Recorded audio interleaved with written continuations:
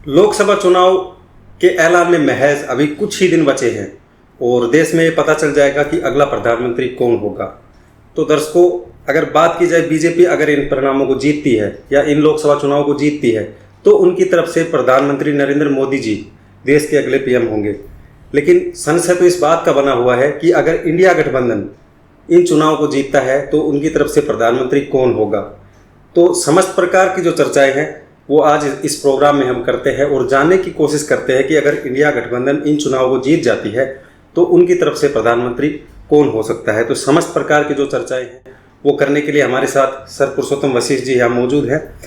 तो सर, जैसा मैंने दर्शकों को बताया कि जो संशय का विषय बना हुआ है वो इंडिया गठबंधन को लेकर फिलहाल बना हुआ है और हमारे द्वारा भी लगातार जो है कयास लगाए गए थे। हमने भी जैसे अरविंद केजरीवाल जी का एक बयान जब हमने चर्चा की थी प्रोग्राम में, आपको भी याद होगा कि किस प्रकार से उन्होंने कहा था बीजेपी को लेकर कि नरेंद्र मोदी जी इस बार देश के प्रधानमंत्री नहीं हो सकते। ऐसी तमाम जो बातें हैं वो सामने निकल के आई थी। अभी जो बात निकल के आ रही है वो ये आ रही है कि भाई फिलहाल अगर देखा जाए तो इंडिया गठबंधन अगर ये चुनाव जीते है, जैसा कि माहौल भी बन रहा है, सट्टे बाजार के अपने काफ़ी रिपोर्ट्स अपने सामने आई है और हमने देखा भी है कि इस बार जो इंडिया गठबंधन अच्छी मजबूती के साथ ये चुनाव लड़ रहा है। तो अगर इस बात को देखा जाए कि उनकी तरफ से मुख्य चेहरे की अगर बात कर ली जाए तो वो प्रधानमंत्री कौन हो सकता है, और बीजेपी की के ऊपर भी अगर आप दो शब्द कहना चाहें दर्शकों को। तो देखो, बीजेपी का तो ये क्लियर है कि प्रधानमंत्री मोदी होंगे। वहाँ पर कोई अगर मगर ही नहीं है। ये दर्शकों को भी पता है तो मेरे को कोई बताने की शायद ज़रूरत नहीं है। जैसा आपने केजरीवाल जी का बयान को कोट किया, तो मैं अभी तक ये मानता हूँ कि उनका बयान सिर्फ एक राजनीतिक बयान था। ये राजनीति में चलता रहता है। दूसरी पार्टी की वोट में सेंध लगाने के लिए ऐसी चालें चली जाती हैं। मुख्य रूप से बीजेपी का ही अंतिम फैसला होगा कि वो प्रधानमंत्री को हटाएंगे या नहीं हटाएंगे। ये उनकी पार्टी का खुद का फैसला होगा। मुख्य वीडियो अपना इंडिया गठबंधन पे होने वाला है। संशय के बादल वहीं पर छाए हुए हैं कि अगर इंडिया गठबंधन की सरकार बन रही है 4 तारीख को, तो फिर प्रधानमंत्री कौन होगा। आज के वीडियो में मुख्य रूप से हमने काफ़ी राजनीतिक जानकारों से बात करी, उनके समीकरण को समझा और उनके समीकरण से जो निचोड़ निकला वो आपके लिए लेकर आए हैं और हम आपको बताएंगे कि क्या क्या स्थिति हो सकती हैं। देखो, सबसे पहली स्थिति तो यही होती है कि अगर इंडिया गठबंधन 300 पार हो जाता है और कांग्रेस की सीटें 100 से पार हो जाती हैं तो सीधा सीधा है कि राहुल गांधी जी प्रधानमंत्री बनने जा रहे हैं। इसमें कोई अगर मगर नहीं होगा, क्योंकि कांग्रेस जब अगर 50% से अधिक निकल जाएगी तो इसका मतलब है कि सबसे मजबूत पार्टी कांग्रेस होगी और कांग्रेस का जो सबसे बड़ा चेहरा है वो राहुल गांधी जी हैं और राहुल गांधी जी ही प्रधानमंत्री बनेंगे। तो सर, जैसा आपने दर्शकों को बताया कि अगर इंडिया गठबंधन इन चुनावों को जीतती है तो उनकी तरफ से मुख्य चेहरा राहुल गांधी जी सामने आता है। लेकिन जिस प्रकार प्रधानमंत्री नरेंद्र मोदी जी जैसे रैलियों में आपने भी देखा होगा और हमने काफ़ी बार जो है इसकी चर्चा भी की है अपनी, तो उनके द्वारा काफ़ी रैलियों में इस चीज़ की चर्चा भी होती है कि इंडिया गठबंधन की तरफ से 1 ईयर 1 पीएम का जो एक प्लान वो कोट करते हैं। तो इस प्रकार की जो है कुछ देखने को मिल सकता है कि जो है ऐसा कुछ देश में देखने को मिलेगा।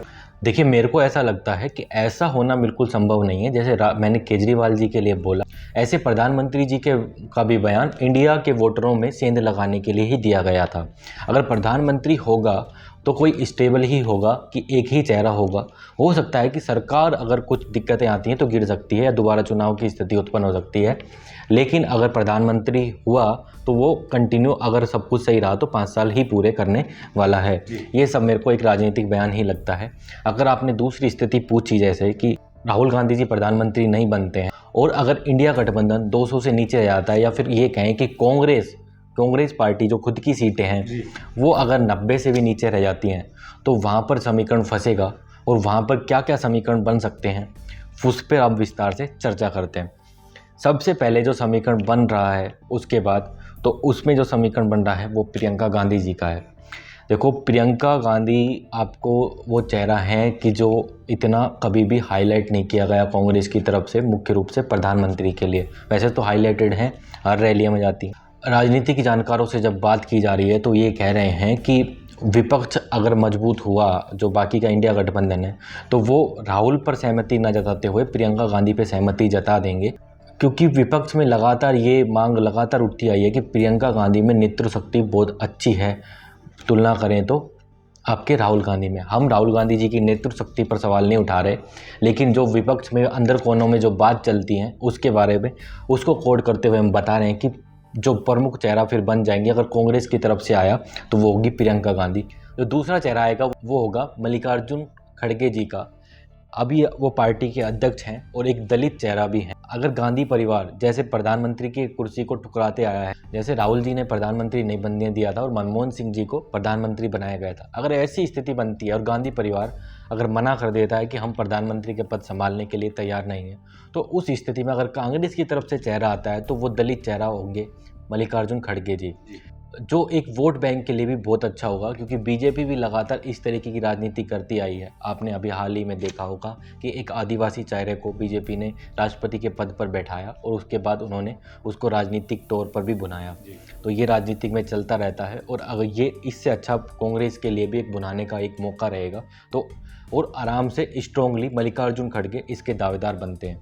लेकिन अंदर खाने एक समीकरण और बन रहा है जो शायद सबको चौंका सकता है। अंदर खाने राजनीति में ये बात चल रही है कि केजरीवाल जी आम आदमी पार्टी करीब 13 से 15 सीटें इस बार निकालने में कामयाब रहेंगी। दूसरी है डीएमके इस बार 18 से 20 सीटें निकालने में कामयाब रहेगी। वहीं तीसरी पार्टी की बात की जाए टीएमसी यानी ममता बनर्जी की पार्टी, वो 25 से 27 सीटें जीतने में करीब कामयाब रहेगी इस बार। अगर हम बिल्कुल कंजर्वेटिव अप्रोच को आधार लें तो इससे भी ज़्यादा इनका आंकड़ा जा सकता है।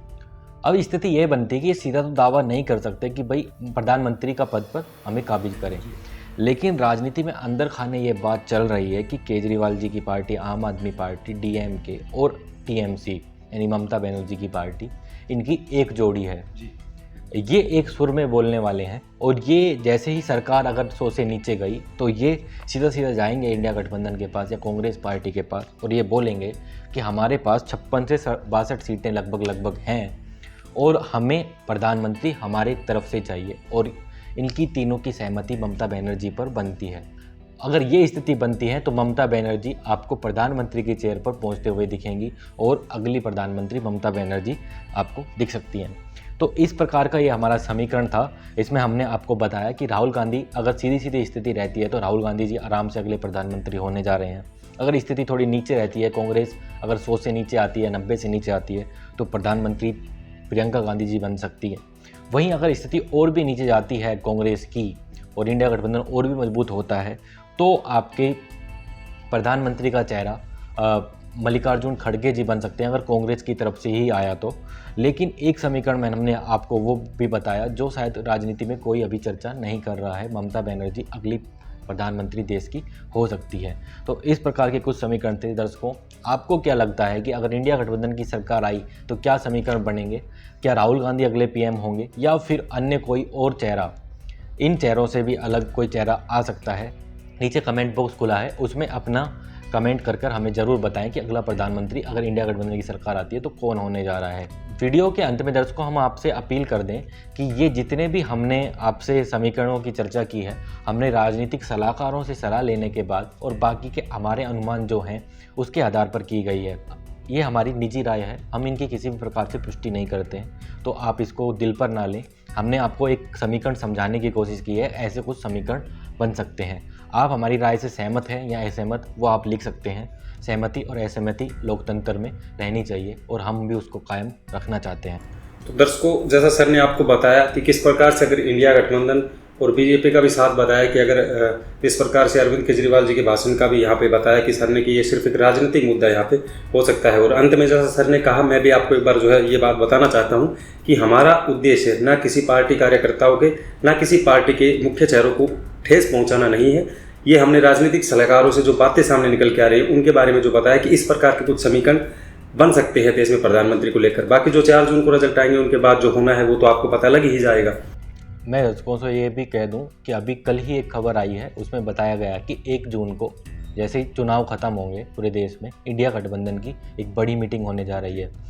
मुझे ऐसा लगता है कि इंडिया गठबंधन को ये लगता है वो चुनावी समीक्षा करेंगे, ऐसा उन्होंने बताया है। लेकिन मुझे ऐसा लगता है कि इंडिया गठबंधन को ये लग रहा है कि हमारी सरकार आ सकती है और किसी भी प्रकार की कोई टूट ना हो पार्टी में, सबको एकजुट करते हुए ये फैसला भी शायद लिया जा सकता है कि अगर ऐसी स्थिति बनती है, कैसी स्थिति में प्रधानमंत्री कौन हो सकता है।